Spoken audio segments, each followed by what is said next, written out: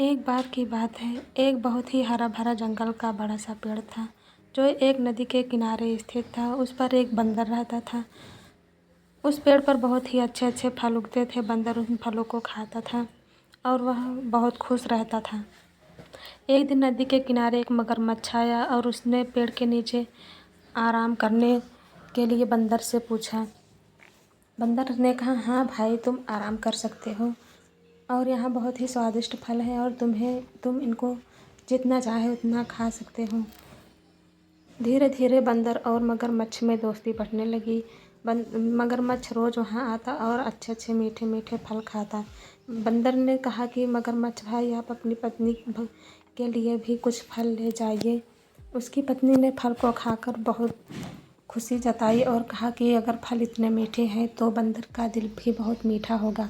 उसने मगरमच्छ से कहा कि मुझे बंदर का दिल ही चाहिए। तब मगरमच्छ बहुत चिंतित हुआ। उसने सोचा कि मैं अपने दोस्त का दिल कैसे लेकर आऊँ। वह अपने दोस्त के पास पहुँचा और कहा, बंदर भाई, बंदर भाई, आपको मेरी पत्नी ने खाने पर बुलाया है, कृपया आप मेरे साथ चलिए। बंदर उसकी पीठ पर बैठकर नदी पार करने के लिए तैयार हो गया। बीच में मगरमच्छ ने कहा कि मुझे माफ़ करना मित्र, मेरी पत्नी तुम्हारा दिल खाना चाहती है। बंदर ने कहा कि रुको भाई, मैं तो अपना दिल पेड़ पर ही भूल आया।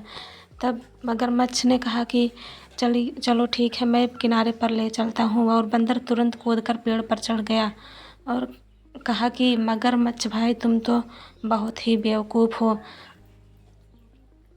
भला कोई किसी का दिल शरीर के बाहर कैसे हो सकता है। अब जाओ, तुम जैसे लालची को मैं फिर कभी दोस्त नहीं बनाऊंगा। मगरमच्छ शर्मिंदा होकर वापस नदी में चला गया और चालाक बंदर पेड़ पर बैठकर मुस्कुराने लगा।